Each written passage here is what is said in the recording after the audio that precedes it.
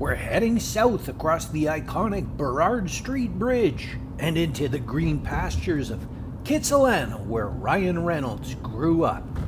With me on camera as always is Rick Von Schmidt. Born in Vancouver in 1976, Ryan is an A-list Hollywood movie superstar known especially for his amazing performance in Deadpool. He's a successful entrepreneur and generous philanthropist, and we love him here because he's a very nice, down-to-earth guy. But Rick, those are contemporary pictures of our hero. Today we're exploring his life before he was famous. What's the earliest picture you have of Ryan? There he is. This is from the Vancouver Courier newspaper. The caption says Ryan is 3 years old, so this must have been taken in the summer of 1980. It says he's at the Kitsilano Rec Center pool. Alright, we're here at the rec center, and it looks like the old wading pool has been removed. Well, that's a big hit. Big hit. Looks like they're in the process of installing a new play area here, but we'll try to line up the shot. Looks like right where these pylons are now is where young Ryan was sitting, about 40 years ago. Incredible. I don't know why they removed the pool. Ryan has joked about this photo.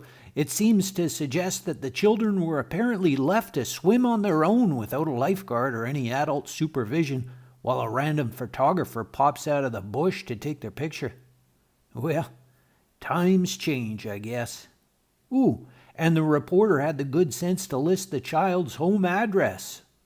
Let's go. Ryan is the youngest of 4 boys. He learned how to patch drywall because things got a little raucous with all those lads roughhousing inside the home. His daddy was a cop who was pretty strict.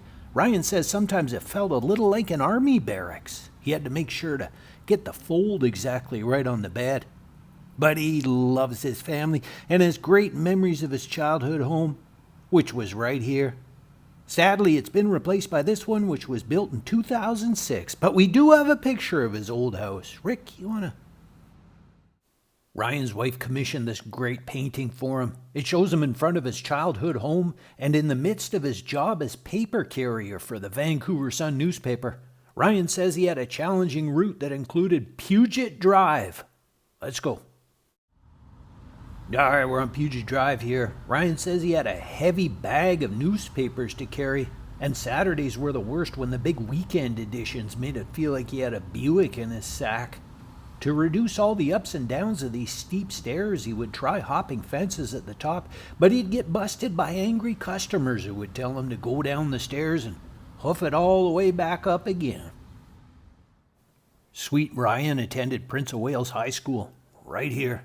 He never planted his feet firmly in any particular clique, shifting smoothly from drama clubs to rugby practice. Ryan loved the Trek program here. Half the school year was spent in an accelerated academic program, with the other half in the great outdoors, canoeing, rock climbing, snowshoeing, and such. Ryan says it gave him his love and appreciation of trees, the ocean, and clean air. But at the end of grade 10, the vice principal sat Sweet Ryan down and invited him to leave. He says, looking back, it was a very Canadian way of being kicked out. So he transferred to Kitsilano High School for grades 11 and 12, right here. And he says it was the best thing that ever happened to him. He loved it here. In fact, his grandmother had also attended the school. He says her graduation picture is still on the wall.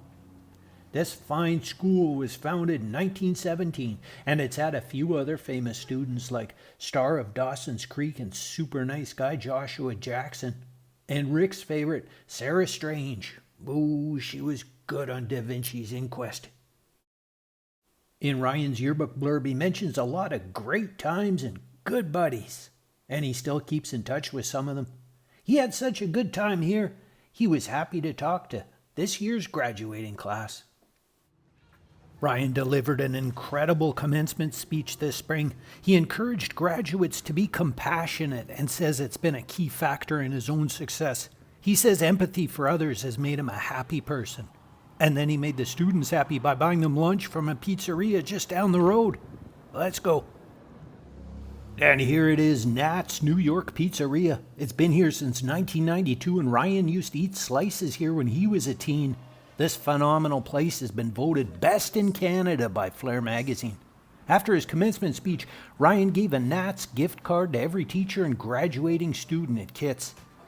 Inside there are lots of cool things to look at on the walls, including somebody you might recognize. Our buddy, right there. What a guy. All right, here's my pie. Ooh, and look at that. It's completely covered with goodness. The sign of a quality pie. We'll ship this off to my gastrointestinal bureau chief, Big Mitch, for testing. By the way, just down the road from Nat's is Glitch Arcade and Games Room, right here. The ladies' room is rumored to be a shrine to Ryan. I have the good decency to never enter a ladies' room. Rick, on the other hand, was more than eager to take a peek, and he even took a picture. Rick, you wanna...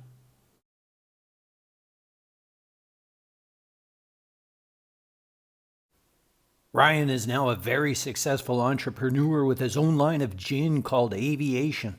I know it's my favorite spirit. It's smooth with a very fresh taste. Ryan may be excelling in the business world thanks to his formative training while working at Safeway.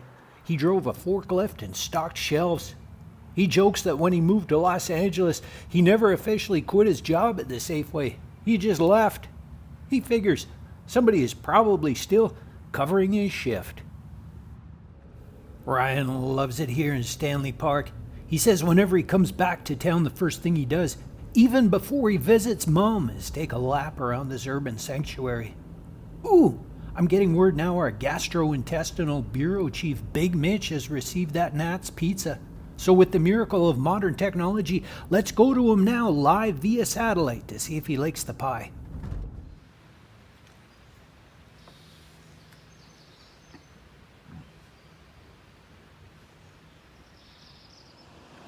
Another Kitsilano favorite of Ryan's is right here on the corner of 4th and Dunbar. Banyan Books and Sound. It's been here since 1970, and it's Canada's most comprehensive metaphysical bookstore, offering a broad spectrum of healing and spiritual resources. It's an incredible place. 5 minutes in here and you're a very happy person.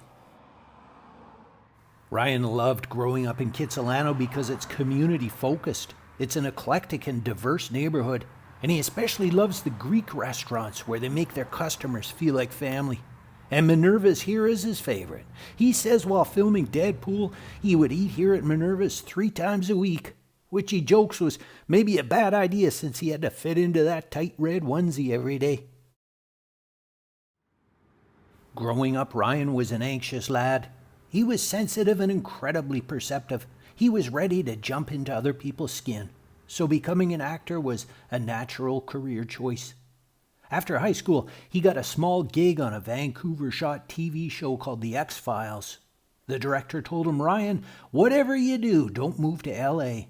You'll never make it down there." So Ryan moved to LA, and the rest is history. Ryan says being Canadian is in every cell of his body. He credits his success to his ability to laugh at himself, and he loves his Kitsilano roots. We're going to wrap things up here at the historic Kitsilano Showboat, an incredible place to watch a community performance on a summer evening. I hope you've enjoyed this little taste of old Vancouver as she once was. A special hello to my subscribers. And my thanks to Bev Sugarman for makeup and Jewel Hailmere for wardrobe. On behalf of Rick, Big Mitch, and myself, thanks for watching. And until next time, that's a good bee.